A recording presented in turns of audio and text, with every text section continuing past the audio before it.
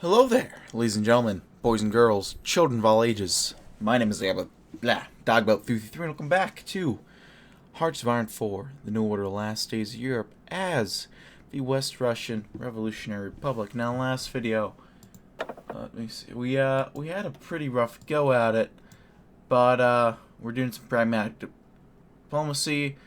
We're hopefully gonna figure out our food stuff, and then get a united front going. Then go forward unto dawn. They always say it's darkest right before the dawn, after all. So here's to hoping that's the case, and not just some mythical saying. Oh, heavy. Oh.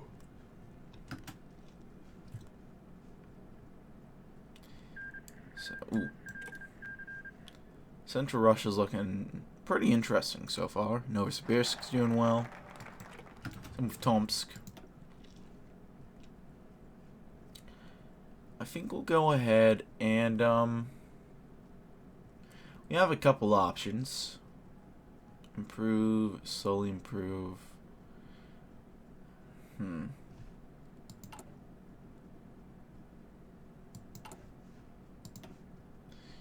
Let's try to do a united front. The succession of the front's leadership is all but assured now.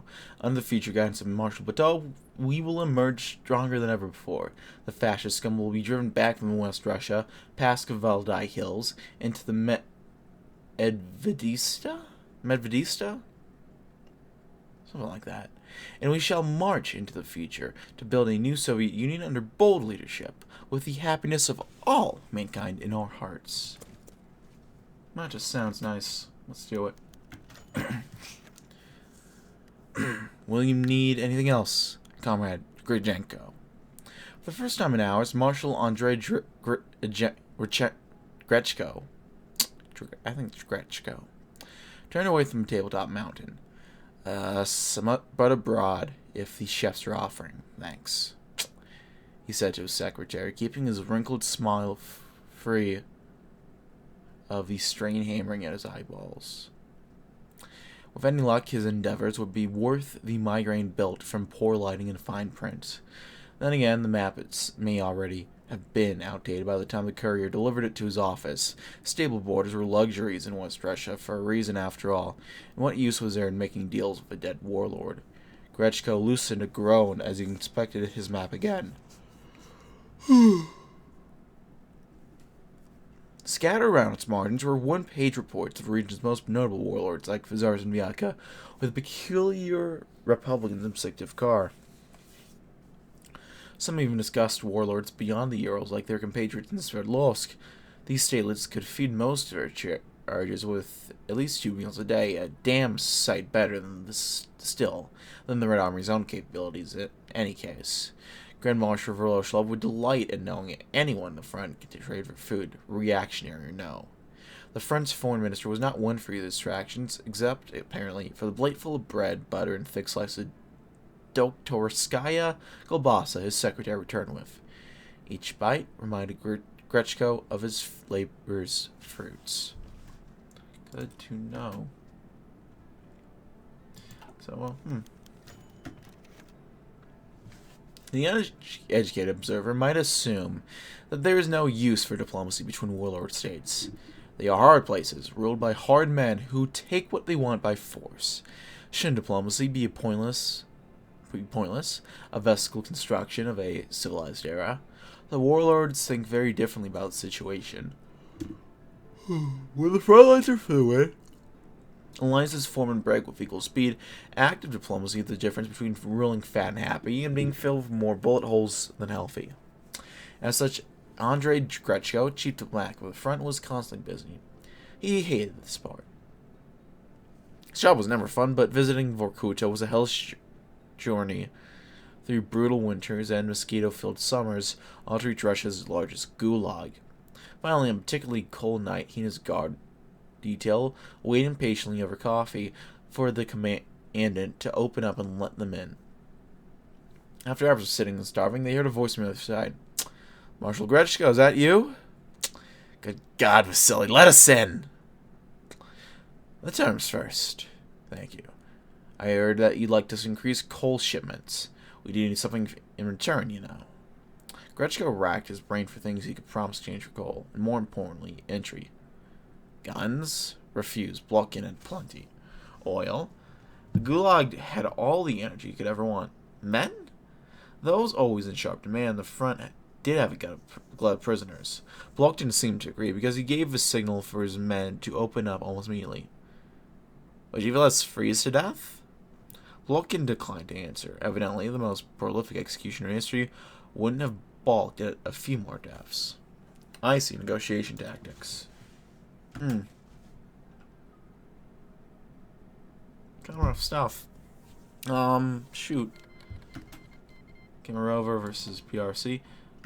Interesting. Yeah, past couple of days have been a little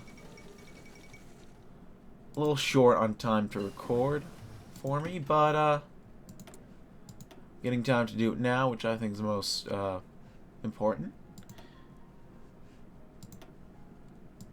So gonna try to record a few parts while the sun is still shining, even though it's very, very dark. The sun has not been shining for a good couple hours. Now let's do some basic artillery. I think we're at a point where we can work on non-industry stuff. Let's get Voroshalov. And then Altunin. Ergun, let's see. Yep, they're having their coup issues. We'll see who ends up winning in the coup d'etats.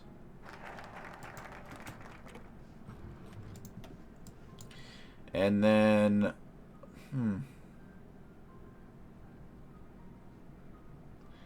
go ahead, get some slow improvement on agriculture and increase Zhukov's influence, or we could go ahead and get a general, bit of a higher increase at the cost of a bit more political power. Which we're already a bit in the hole in. Well, it makes you wonder how much is a little bit more. So we'll get 75. Let's see. So probably be a little bit in the hole. So we'll probably get, this will probably get back down to 85, so that's maybe negative 110. We'll lose this. I think that's cutting down our political power a bit. Yeah. And then another 75 there. So I think it'll balance out eventually. So let's go across the Urals. Across Russia, and the fiefdom of Zlatovsk is well known for its extensive arms trades. However, that Amur hellhole is also home to a number of other industries, including food production, processing, and packing. While it may not please many within our ranks, they will be happy to sell some of that food. Transporting the goods might be a bit difficult, but the dogs of war in Zlatovsk are known for their reliability. This source will likely be the solution to our current food crisis. Let's give it a shot. The three men entered the dimly lit office in a single file. Ryzhkov in front, Akhramiev in the middle, and Yakovlev trailing behind both. Awaiting them from behind the lacquered desk was Georgy Zhukov. 3 seats bordered its front sides, with the same number of shot glasses set next to a liquor bottle laid on top. Have a seat. And so they did. With silence stewed, Zhukov quaffed his own glass's briny spirit. Eyes closed in thought. Breathing deep, he spoke. Ryzhkov, you've always had the revolution first and foremost in your heart. It'll serve the front very well once we rejoin our comrades from around the world. If only I had your spirit when I was young. Akhramiev, the diligence you show in your task impresses even the Grand Marshal. Compound with your studiousness and, well, I dare say even Bukharin would find no better man to carry his legacy. Yakovlev, who else in the Red Army is quicker to remind me of our actions' repercussions, or of our fruitless ties with the Americans? That even our sorry state never diminished your idealism is impressive. and envious. Zhukov opened his eyes and faced them fully. He caught them glancing silent questions at each other, like children awaiting a scolding. A wrinkled smile graced his lips despite his next words. Voroshilov will kick the bucket soon. And then it is up to us to drag the front out of Arkhangelsk and restore its old glory. And when my own time comes, the task falls to you three alone. The burdens will be heavy on your shoulders, I know, but for the Rodina, we shall bear it regardless. They listen as dutiful sons listened to their fathers. There we go. Not bad at all.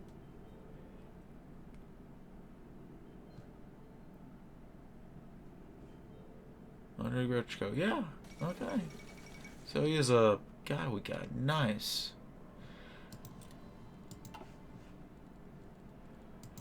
Oh, let's see what we got.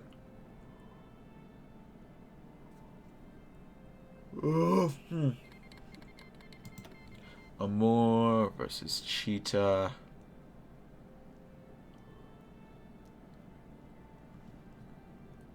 Yeah, I don't think Amor has this. Question is who's going to get a land, Cheetah or Mogadon? Mogadon did, okay. Across the Urals. Now let's go ahead and do food security. For the first time since the front war, the front has for itself procured a steady stream of food for its soldiers and workers in its territories. With a clear supply line, recalculated and regulated consumption of rations, and infrastructure capable of distributing it, the front has avoided the constant looming threat of famine. Soldiers now rest easy at night, knowing that meals are not hard to come by, provided that they work for their share.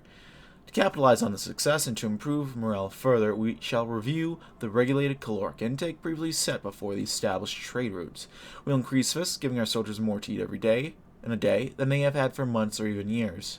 For labor under socialism may be its reward, but the world will know that no soldier of the front goes hungry or wanting. Just the peasants for now.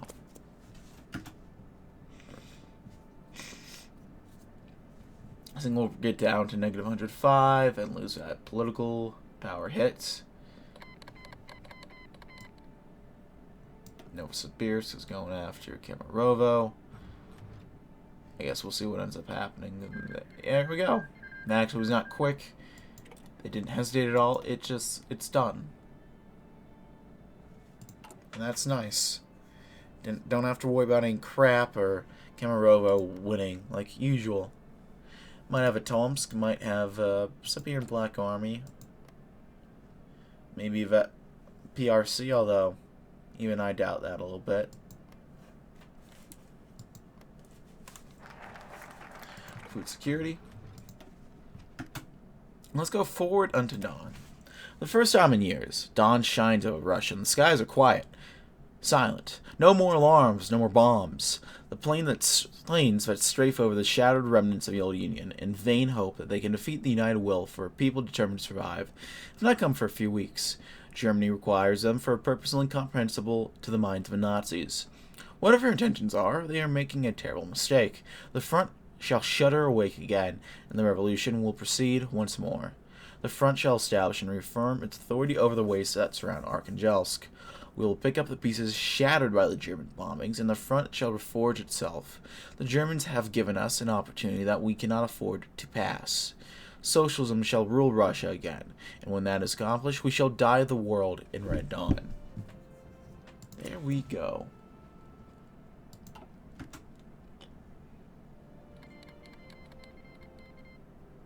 trying to think what else. CSR versus Novosibirsk. We'll see what happens there. I have a pretty solid idea of what is going to happen there, but I guess you'll never know. You never know for certain. Yeah. The Welsh Revolution. Oof.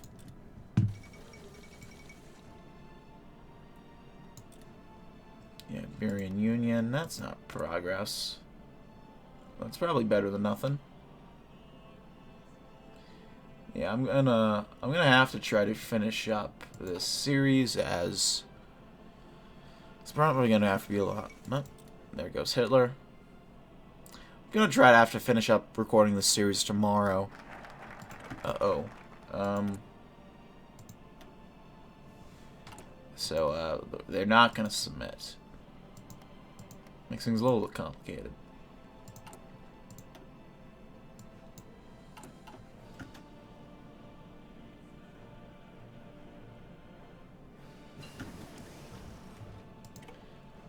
Get a little bit of time to get some more, PP? Which is always nice. Factory and... Oh. Let's do batch production, and then, let's get working on night vision. The German planes have always saved a good quantity of their fuel and ordnance to bomb the front's last few industrial centers. Air shelter alerts had always been part of the life of the front's civilian population. Long boring hours spent in bomb shelters, punctuated now and then by a few instances of terrifying rumblings. The last few months had seen rarer bombings. The Luftwaffe's habitual randomization of bombing runs had grown even more erratic, as what remains of available supplies was used up by the air bases and Moscovian. As rumors had it, the winds of war were blowing closer to home. The fear's dying breath grew even more strained. The front's general staff had long marked the start of every day by tallying the number of bombing sorties. Now the graph sloped down rapidly, as the number of grounded German planes soared ever higher. Rid of the fear of German vultures, the front supply convoys moved more confidently. So would the bandits, traitors, and reactionaries beyond the front's borders, of course. But the general staff of the Red Army did not fear the Russian rabble. They had won the Civil War 40 years ago, in the 50s brave soldiers of the worker state, and almost brought down the German Colossus. It mattered not how the front would array themselves, for the front's generals would fight on, leading their men onto the inevitable path of history. The day of liberation approached. Once the German planes flew their last, the wars of unification would begin, and we will bury them. So we did not lose the bombings quite yet.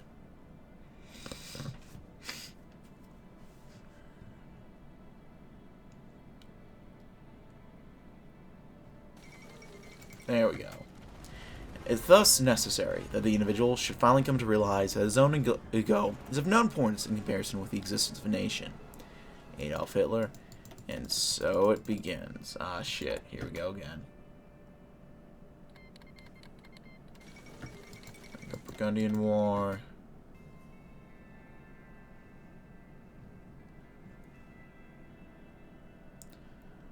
Wait a little bit. Chaos in Ostland. Clear skies, but dark clouds.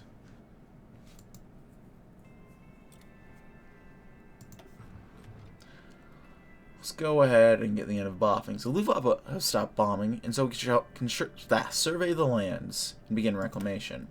At first, the High Command thought it was a fluke. Then the weeks passed, and the silent skies did not budge.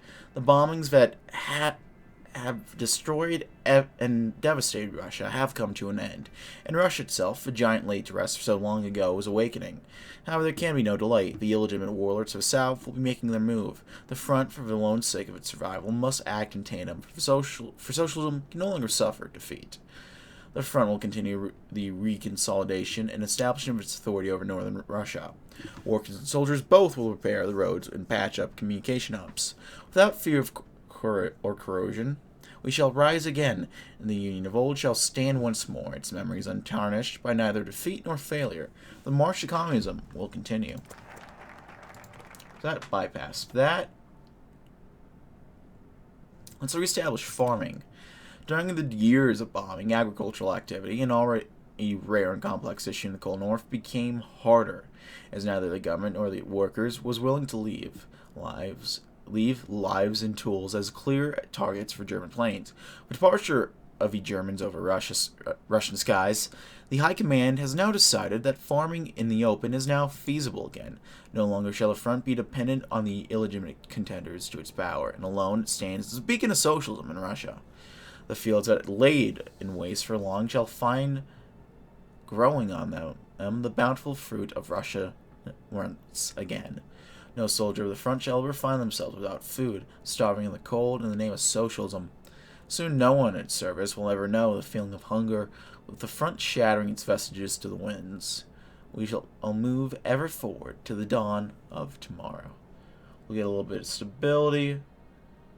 She'll help a little bit, hopefully, for our political power and all that. And then a little manpower. Never hurt nobody.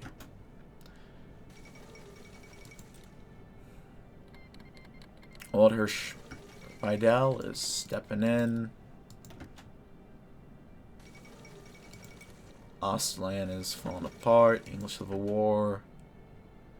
It's beginning. The Republic of Ukraine is free.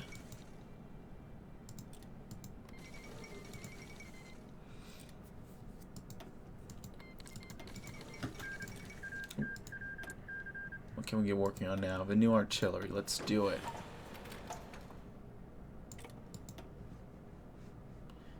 There you go. You got thick burgundy.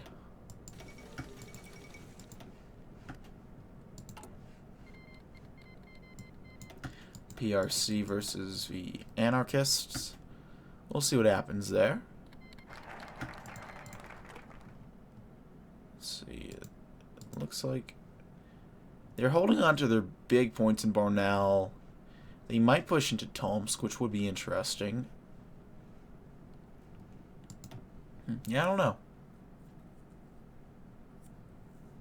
Let's uncover the industry for now. After the defeat and retreat of the Red Air Force in repelling the German bombers over West Russia, a large amount of industry that the front now possesses, it has to hide for fear of German shrapnel tearing apart valuable machinery that the front cannot replace. With the bombings over in the onslaught blast, the front can uncover these factories from hiding, and work can resume within them, as fires will roar out and still flow like rivers of labor. The front will tear down the camouflage of these factories, and workers will crowd their floors once again. Front soldiers and their citizenry will no longer suffer from a lack of consumer goods and industrial necessities. Soon no one will recognize the meaning of lack itself, as Marx once foretold in his writings, to each according to their ability, to each according to their need. Get working on some consumer factories, I think, now, actually. Yeah, and we can, yeah, these will actually be finished one day. Actually pretty nice. African chaos. No one starts a war, or rather, no one in a sense ought to do so, without first being clear in his mind what he intends to achieve by that war, and how he intends to conduct it. Harold G. Moore, we were soldiers once, and young. The dominoes shall stop. We'll see whether... Let's see who they ended up siding with. Is there going to be a big explosion of ANC? Doesn't look like it. Where the fuck are the Yankees indeed? Madagascar administration with the Jews in the north. At least the Jews have somewhere in the world. Okay, yeah. And they,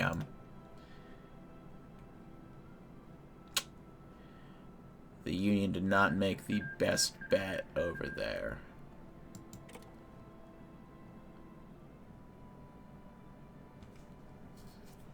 Turns out, siding with the Boers doesn't really work out over there for them. So, let's go ahead and dig up some caches. In the immediate aftermath of the West Russian War and subsequent bombing campaigns, the front decided to hide excess equipment in camouflage stockpiles and warehouses. The majority, however, buried on unmarked spots in northern Russia, waiting for the day the front can reclaim its rightful place as a successor state of the old Union. Times like these, when men and guns are scarce, it would be better to lack just one and not both. The front will send its soldiers to the places where the buried equipment is located. They will dig near them out and return them dark and gels on the nearest deposit of weapons and ammunition. Meanwhile, the front will throw the doors of warehouses and stockpiles open. Content distributed among the soldiers as befits their role. The illegitimate claimants in the South will no longer regard the front with weakness, but fear. For military factories, let's get those rifles pumped out. Zhukov began his day reading the news from the north. Arkhangelsk's top brass had seen fit to confirm the general suspicions about the decreased rate of German bombings. With Germany itself, spiraling closer and closer to civil unrest, the amount of resources allocated for terror bombings was dwindling fast. Soon the Russian anarchy might end. This would make Zhukov's assignment much easier. The oil and agricultural sectors had been tasked to develop would finally be free to use the full range of industrial techniques. Supply chains would be freed from the risk of being bombed during the day, making it easier to import the crucial resources that the front needed. The front's higher-ups expected Zhukov to increase the quota of goods brought to the front for the war effort, but General had no intention of failing the task. The general thought of his rival to the west. Tukhachevsky would no doubt see additional troop requests from Arkhangelsk. The upcoming wars of liberation would be an excellent opportunity to show loyalty and confidence to the Red Army's leadership. Zhukov hoped the front would not be distracted by court politics at this crucial time. We will craft the workers' sword. So I'm going to go ahead, in case they do decide to make a big deal of things. Yeah. You never know for certain. And I'm not entirely sure how all these mechanics work, so it could happen. Okay, so Tomsk versus whoever ends up winning. Which it looks like it's going to be the anarchists. I don't think we have any loot, and we don't, so I don't know if I'd do any raids right now, anyhow. So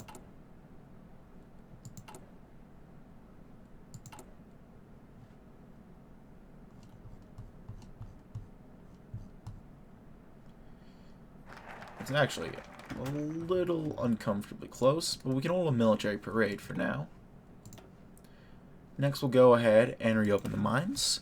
As the retreat of the front drew to a close and the bombing campaign started, the mines operating in northern Russia that had poured steel and aluminum to the rest of the Union shut themselves down for fear of collapse by the tremors of German shrapnel. The front was wary of sending miners and equipment to exploit it during the campaign. With the departure of the Germans, however, the front now sees no reason to let these assets languish and atrophy in disuse. The High Command will issue directive to miners and workers to work these mines again, while a transport system will apply the routes to and from Arkhangelsk, carrying the resources needed to factories. Therefore, the front's factories will hammer steel and aluminum into tanks, planes, and guns. These will be useful in the struggle for the unification of the old Union, and from there on, the war for a world revolution. There we go. I think I'm going to go ahead.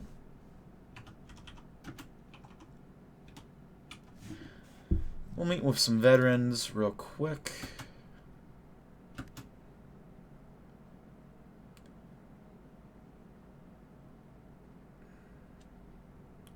Critical factionalism. Wait, I thought meeting with veterans decreased factionalism, not increased it. I've been misreading that button the whole time.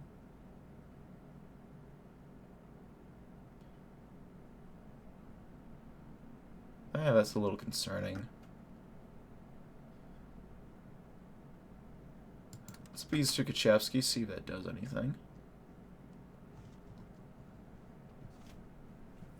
Rather concerning than critical, because concerning, well, that's concerning, but critical, that could be critical potentially. We only make bold observations here. Nothing more, nothing less. Okay, it's only concerning now.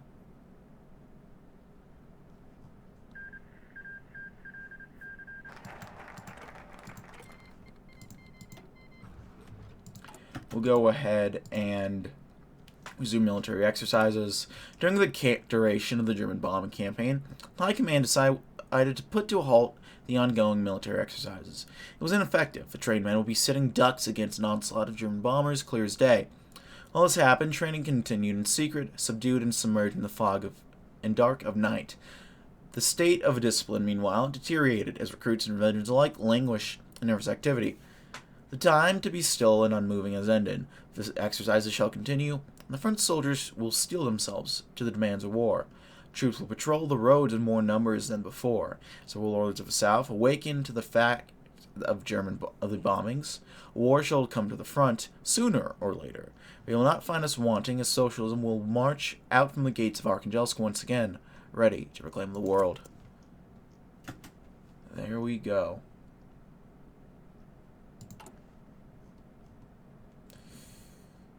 Christ, I have to work against him. Otherwise, Jesus fuck. Yep, the balance of power is critical now. But for fuck's sakes, for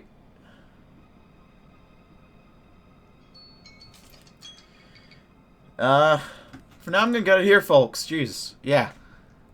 Thanks so much for watching. If you like this video, leave a like. If not, feel free to dislike. If you want to see more of this content in the future, hit the sub button for more uploads every weekday, as well as occasionally Saturdays. If you have any comments, feedback, concern, leave in the comment section below. I read all the comments I get and appreciate any feedback you might have for me. If you want to send me, want to keep up to date with this content, subscribe, hit the notification bell if you're feeling really a real need to keep up to date. If you want to send a few bucks my way every month, I have a Patreon. If you want to chat, play games, I have Discord. If you want to see me do sort of life, I have a Twitch. All of which are down in the description box below. That's really it for now. Thanks as always for watching. My name has been DB333, and I'll see you next time. Goodbye.